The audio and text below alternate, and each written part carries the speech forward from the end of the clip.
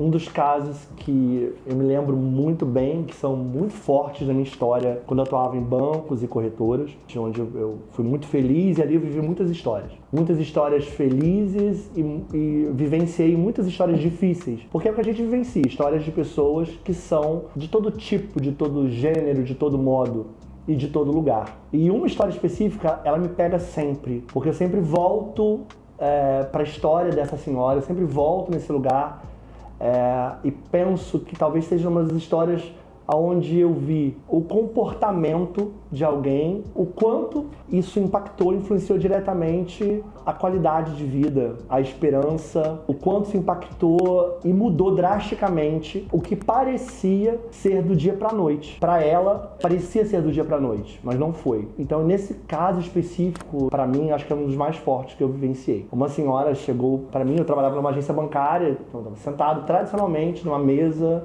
de gerente, era um modelo ainda de vidro, aquário, onde a gente tinha uma descrição maior, porque era um ambiente de alta renda, um ambiente mais reservado. E eu me lembro dela batendo no vidro, assim, meio ansiosa, chegando, batendo no vidro, ansiosa. E aquela ansiedade, eu acho que isso me acompanha, sempre estar um tanto atento e poder perceber rapidamente, sempre que possível, sempre acontecia de eu perceber rapidamente a ansiedade. Sobretudo esse sentimento, a ansiedade, era algo que eu percebia muito rápido quando alguém chegava.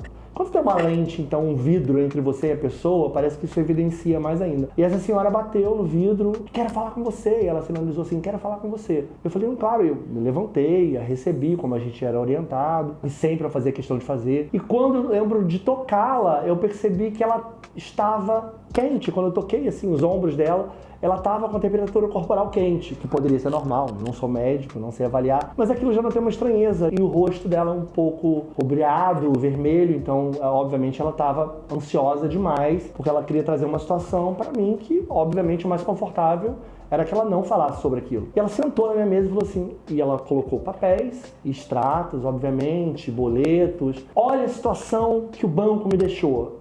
Olha a situação que eu tô. Eu sinto e creio, sinceramente, que ela queria apresentar aquilo de uma outra forma, ela queria se colocar de uma outra forma, mas ela não conseguiu. Até porque ela nunca tinha se visto antes numa situação como aquela. E ela colocou, e obviamente, era uma situação de superendividamento, onde uma mulher que era aposentada, pensionista, e tinha uma renda que, para a realidade, o padrão do nosso país, eu posso dizer que era, assim, uma pessoa privilegiada. Para mim foi muito estranho ver, diante de tanto o que parecia para mim, né, e juntos tinham os contra-cheques, o que parecia para mim no primeiro momento ser um lugar de tanto privilégio, junto daquilo ver tanto desespero, tanta ansiedade numa pessoa. E eu falei, como assim? Eu já sabia da história dela um tanto, sabia que ela não tinha dependentes, filhos dependentes ou familiares dependentes. E por que tanto desespero? Eu me lembro até o que pareceu engraçado naquele momento. Ela falou, olha a situação que o banco me deixou. Ele foi me dando dinheiro. E aí ela se referia a empréstimos.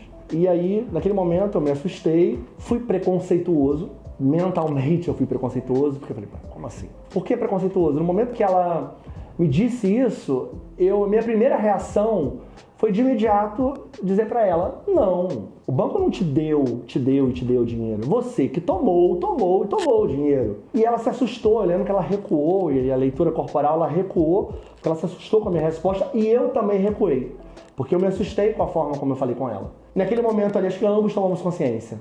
Ela tomou consciência de que a culpa não era da instituição financeira, somente, talvez, vou me permitir essa liberdade literária, porque existe responsabilidade das instituições financeiras quando geram crédito para pessoas, é óbvio. Mas a maior responsabilidade sempre é nossa e não há como a gente terceirizar isso. Essa mulher, na verdade, ela estava vivendo um grande drama.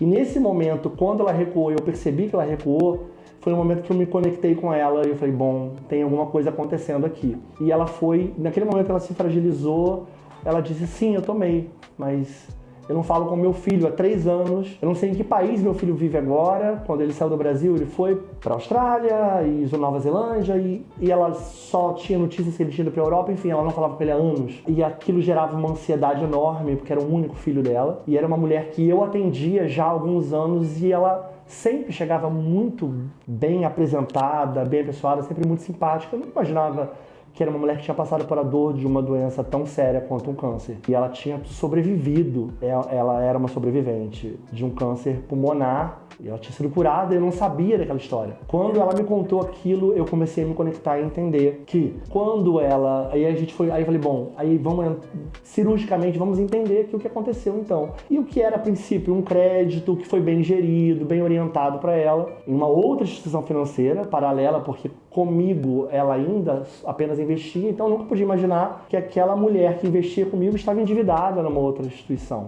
E ela foi reformando, porque ela não queria mexer nas reservas dela, porque ela tinha esperança de que o filho voltasse e que pudesse precisar. E a gente percebe nesse momento que cada história é muito peculiar. E o medo de ficar doente, o medo de ficar sozinha, o medo de estar abandonada, aquela mulher de uma reforma enorme numa cozinha, para o banheiro, para uma área gourmet, piscina, de repente ela quase estava fazendo uma casa toda nova. Naquele momento é um momento de conexão, um momento onde eu me conectei com essa mulher, eu pude acompanhá-la, precisei até a casa dela algumas vezes. E essa conexão foi gerando confiança. E esse pilar da confiança, a gente pôde trocar muito, eu pude fazer com que ela entendesse que ela não tinha nada para perder, as coisas só eram como eram. E ela começou a sentir mais segurança, porque eu comecei a me tornar alguém presente na vida dela. E esse sentimento de solidão, ele foi desaparecendo, ele foi diminuindo, é óbvio que ela se sentia sozinha, como todos nós nos sentimos. E eu pude ver essa mulher se reequilibrando ao longo do tempo e sendo muito mais consciente das suas tomadas de decisões financeiras.